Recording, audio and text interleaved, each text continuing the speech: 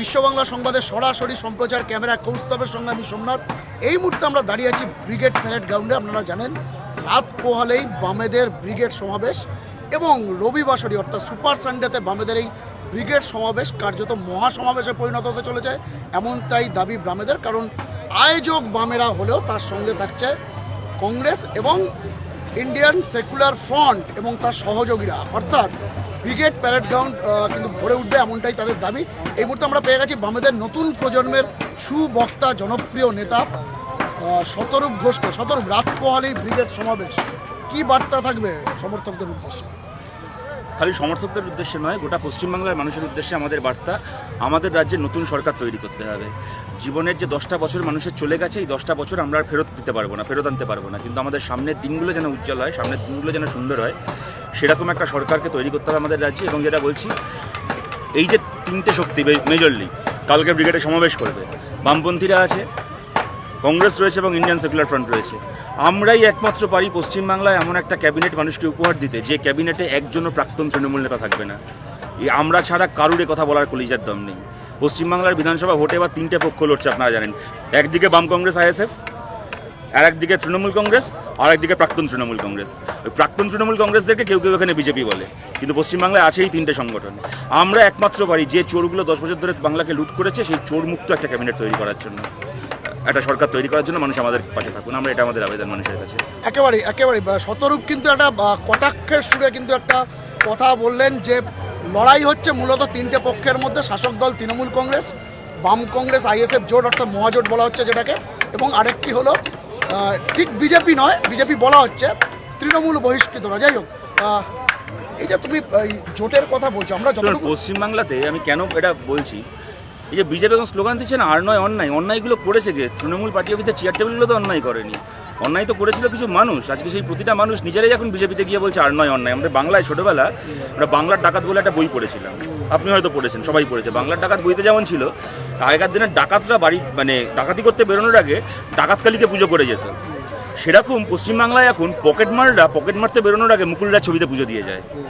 সেই মুকুলরাই এখন এসছে এখানে বলতে যে চিটফান্ডের বিরুদ্ধে লড়াই করবে।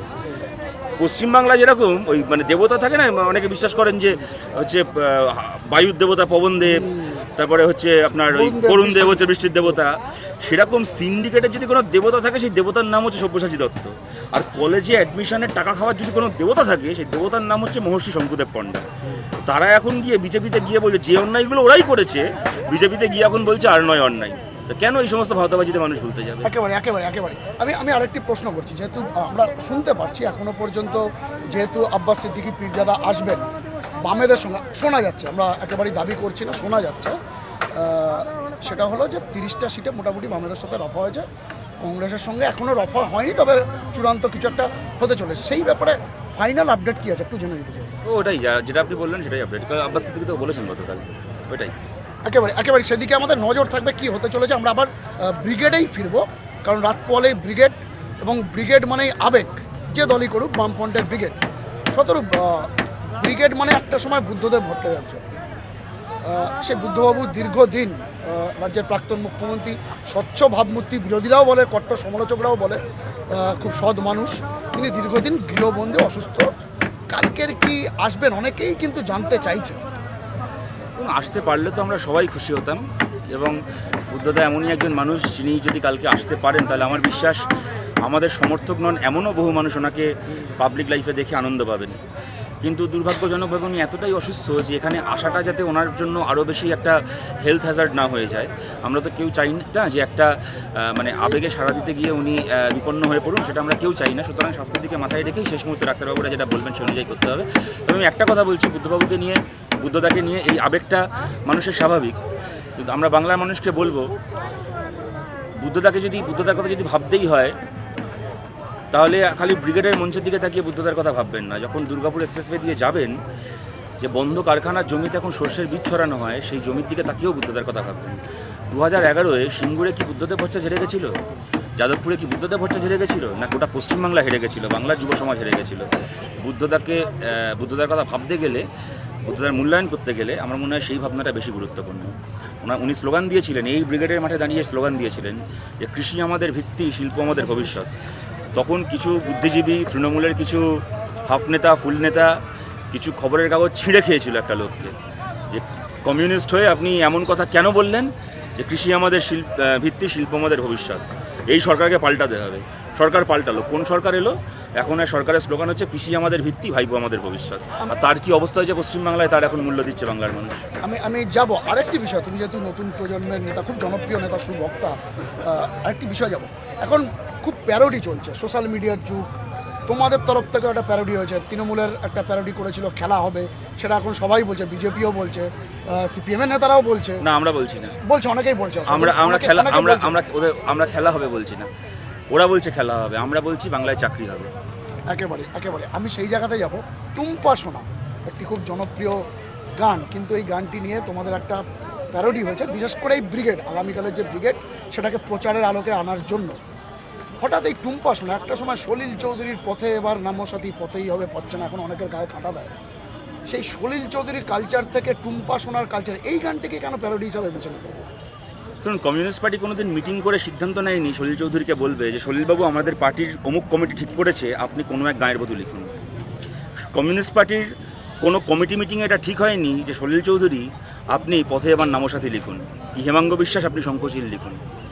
কিছু মানুষ, কিছু ক্রিয়েটিভ মানুষ, সলিল চৌধুরী হতে পারেন, হেমাঙ্গ বিশ্বাস হতে পারেন, যেই হন না কেন, শিবদাস বন্দ্যোপাধ্যায় হতে পারেন, কিছু ক্রিয়েটিভ মানুষ যারা কিনা বামপন্থী, যারা কিনা প্রোগ্রেসিভ, তারা তাদের শিল্প তাদের নিজের ইচ্ছায় রচনা করেছিলেন, যে শিল্প বামপন্থী আন্দোলনের ভাষা হয়েছিল। যেরকম কমিউনিস্ট পার্টির কোনো কমিটি সলিল চৌধুরীকে কোনো এক গায়ে বধূ লিখতে বলেনি, সেরকম কমিউনিস্ট পার্টির কোনো কমিটি রাহুলকেও টুম্পা সোনা লিখতে বলেনি। ও একজন ক্রিয়েটিভ মানুষ, একজন ক্রিয়েটিভ ইন্ডিভিজুয়াল, নিজেকে এক্সপ্রেস করেছে এবং সেটা মানুষ পছন্দ করেছে, সেটা মানুষ ভালোবেসেছে। যারা এখন তার ভ্যালু জাজমেন্ট করছে, এই যে ব্রিগেডে দাঁড়িয়ে আছি, এই ব্রিগেডের মাঠে 2011 সালে ক্ষমতায় আসার পরে 21শে জুলাই শহীদ দিবসে পাগলু ডান্স করিয়েছিল মমতা ব্যানার্জি। শহীদ দিবসে শহীদদের ছবি টাঙিয়ে রেখে দেবতার সামনে গাধার মতো পাগলু পাগলু বলে নাচছিল, আর মমতা ব্যানার্জি হাততালি দিচ্ছিল। শহীদ স্মরণে পাগলু ডান্স করে যে জোকারগুলো, তারা এখন আমাদেরকে টুম্পা নিয়ে জ্ঞান দিতে এসছে। আমরা বলছি ব্রিগেড সবার, লাল ঝান্ডা সবার। যেরকম অনিমেষ মাধবীলতার জন্য লাল ঝান্ডা, যেরকম বনলতা সেনের জন্য লাল ঝান্ডা, যেরকম নীলাঞ্জনা বেলা বোস রঞ্জনার জন্য লাল ঝান্ডা, তেমন টুনির মা টুম্পার জন্য লাল ঝান্ডা। তারাও লাল ঝান্ডার পর নয়।